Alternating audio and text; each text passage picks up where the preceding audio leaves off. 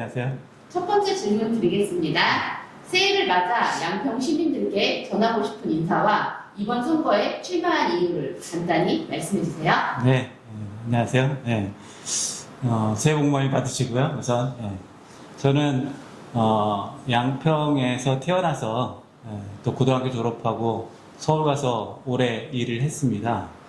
다시 돌아와서 보니까 과거와 어쩌면 비슷하게 양평의 생활 경제 수준이 그 과거와 크게 달라지지 않았고 생활 경제 수준이 굉장히 좋지 않다 생각을 하고 있습니다. 생활 경제 수준을 굉장히 빠르게 높여야 되고 또 그거에 따라서 지역의 자치 분권 이런 문제도 같이 해결해야 된다고 생각을 하고 있거든요. 그래서 그런 부분들을 해결하기 위해서 제가 출마를 하게 되었습니다.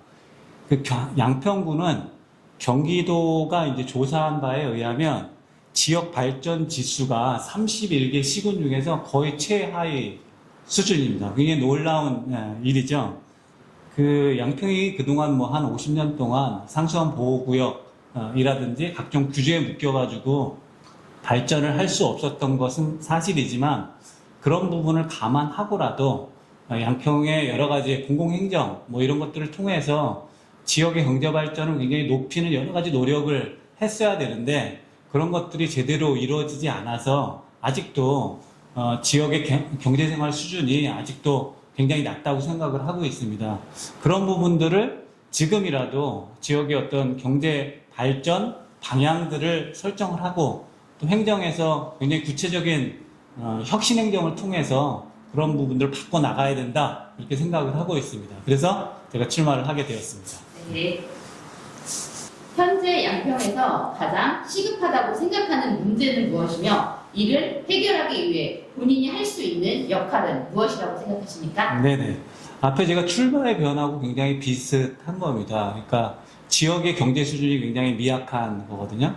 근데 우리가 과거에 생각을 해보면 어쨌든 이제 경제 발전하고 우리가 분배라고 하는 걸 따로 생각을 해서 보수 쪽은 이제 경제를 발전시키고 또 진보 쪽은 분배를 중심으로 한다라고 생각을 하고 있는데 저는 경제하고 민주주의가 굉장히 비례적으로 가고 있다고 생각을 하고 있습니다.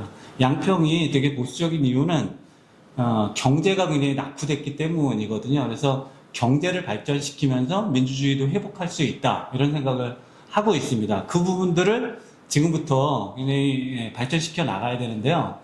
양평에는 280개의 리가 있습니다. 280개의 리가 있는데 그 280개의 리들이 다양한 자원들을 가지고 여러 가지 경제 활동을 추구하고 있거든요. 그런 280개 리에 마을을 중심으로 한 마을 발전 주식회사 같은 걸 만들 수 있다고 생각합니다. 그 마을 발전 주식회사들이 다양한 활동들을 통해서 지역의 경제 또는 공동체 활동들을 통해서 지역 마을 경제를 충분히 발전시킬 수 있다고 생각을 해요. 근데 그런 것들을 하려고 하면 그걸 지원할 수 있는 마을 경제 지원 센터 같은 것들이 설립이 필요하고 그런 지원을 통해서 하나의 마을 경제가 살아가고 또 지역 전체의 민주주의가 활성화될 수 있다고 생각을 합니다. 저는 서울에서 그런 민생 경제를 활성화시키는 기관장을 오랫동안 했습니다. 서울에도 다양한 마을들이 존재하거든요. 그 마을들의 민생 경제를 회복하기 위해서 뭐 소상공인들 또는 마을 관리 기업 이런 것들을 활성화시켜서 지역 전체가 아주 기초의 마을 경제부터 활성화된 사례들을 제가 직접 지원하면서 경험을 했습니다. 그래서 이런 것들을 통해서 지역의 어떤 순환경제 이런 것들을 만들어낼 수 있다 이런 생각을 하고 있습니다. 네. 내 인생에서 제일 힘들었던 순간 또는 제일 행복했던 순간은 언제셨는지요? 네, 제가 제일 힘들었던 순간부터 얘기를 드리겠습니다. 조금 전에 제가 서울시에 사회적 경제, 민생 경제를 지원하는 기관장을 했었는데요.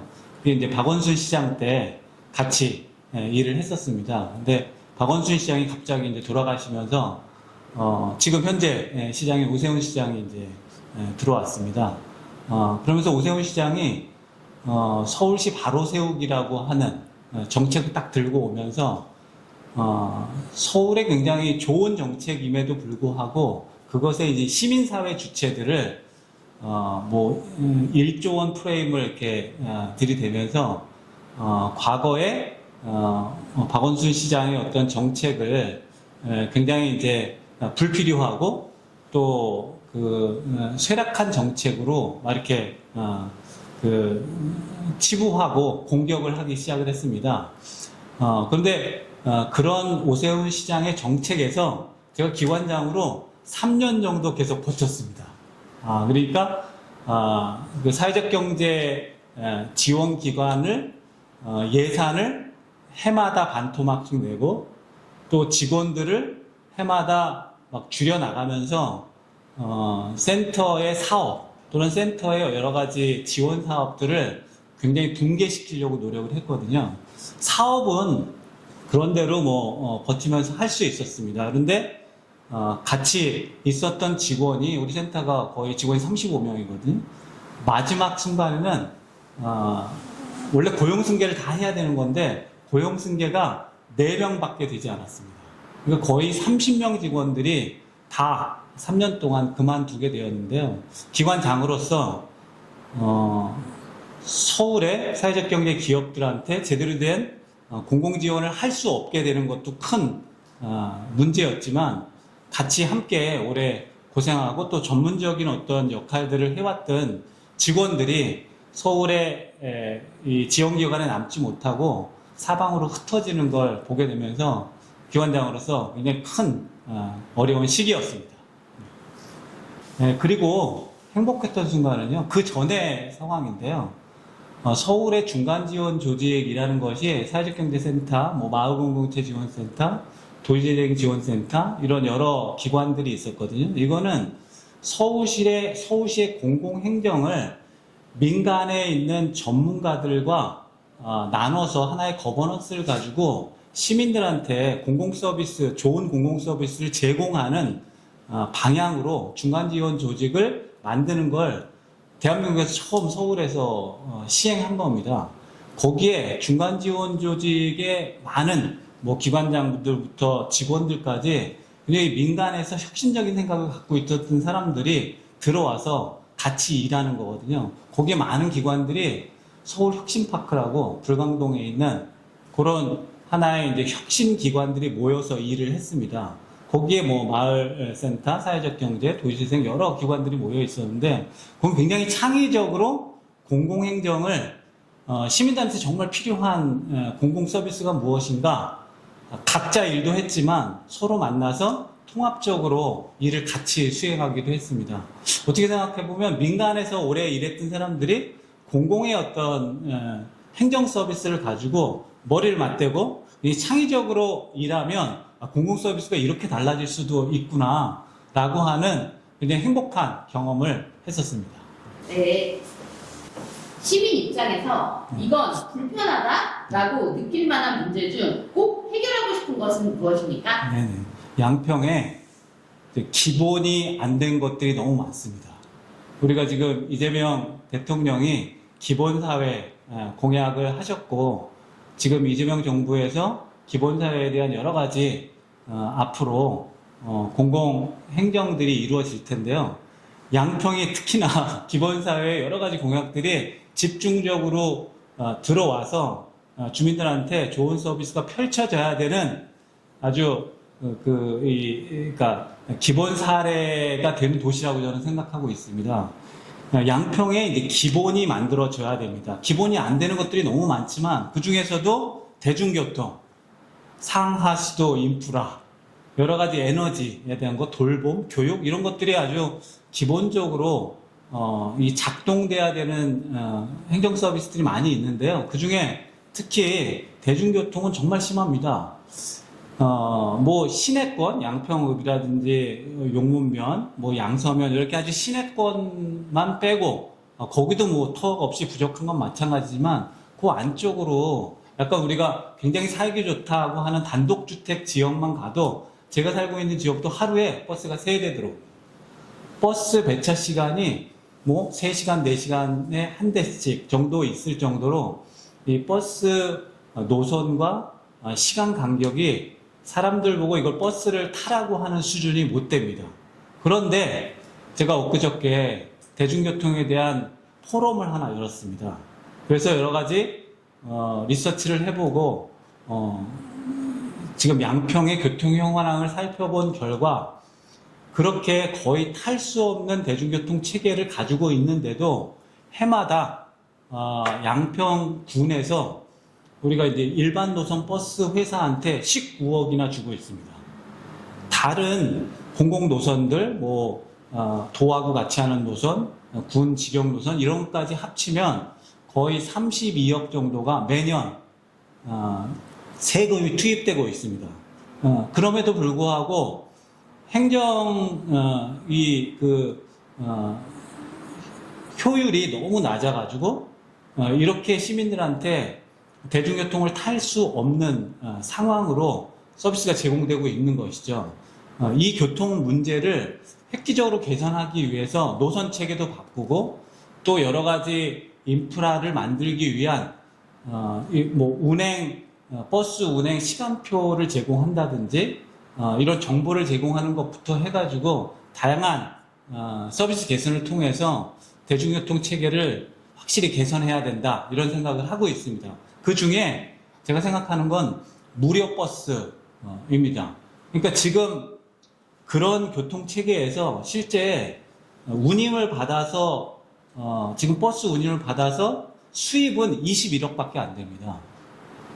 어떻게 생각하면 거의 지금 30억 정도를 세금을 들여서 운영하고 있고 그리고 운임에서 버는 건 21억 정도인 건데 50억 정도를 드린다고 하면 완전 무료 버스 체계를 가져갈 수 있거든요.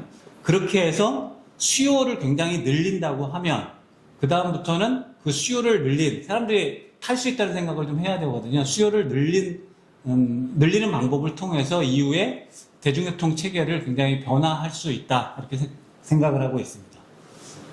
양평에 살면서 꼭 지켜야 한다고 생각하는 지역의 장점 한 가지는 무엇입니까? 양평에는 정말 문화예술인들이 굉장히 많이 살고 계시고 창작 활동도 하고 계십니다. 저도 제가 문화기획가로 활동을 했고 문화기획으로 사회적 기업을 오랫동안 했습니다. 근데 사실 문화기획 활동을 같이 할 수 있는 예술가들이 뭐 서울에 물론 많죠.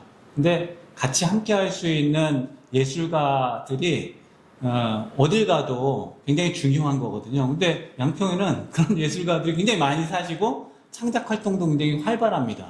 그런 그러니까 인물 인프라, 그러니까 사람 인프라라고 하는 것이 어느 지역을 가나 사람 인프라를 만든다는 게 굉장히 어려운 문제거든요. 근데 양평에는 그런 훌륭한 예술가들이 굉장히 많이 사십니다. 그 예술가들과 함께 양평의 문화예술을 획기적으로 활성화시킬 수 있는 여러 가지 정책 사업들을 같이 할 수 있다고 생각을 합니다. 제가 경기문화재단하고도 이런 같이 논의를 해봤습니다. 그랬더니 그 파주 해일이 이런 것보다 그 이상으로 양평에 그런 문화예술인들이 많이 살기 때문에 양평을 문화예술 특구 같은 거로 지정을 해서 집중적으로 문화예술 창작활동 또 시민들의 문화예술 향유 이런 것들을 집중적으로 지원해서 양평이 하나의 문화예술 특구로 발전할 수 있는 가능성이 충분히 있다. 이런 얘기를 경기문화재단하고도 논의한 경험이 있습니다. 네. 마지막으로 인사 한 말씀 부탁드리겠습니다. 예, 양평에는 정말 좋은 시민분들이 많이 사십니다. 그런 좋은 시민분들과 정치인들이 마주보고 대화를 많이 하고 함께 할 수 있는 좋은 정책을 함께 대화를 통해서 만들어낸다고 하면 양평이라고 하는 지역사회를 굉장히 더 살기 좋고 더 민주적인 사회를 만들어 갈 수 있다고 생각하고 있습니다. 올해부터 그런 시민들과 더 가까이 만나고 활동을 이어가도록 하겠습니다. 새해 복 많이 받으십시오. 네, 감사합니다.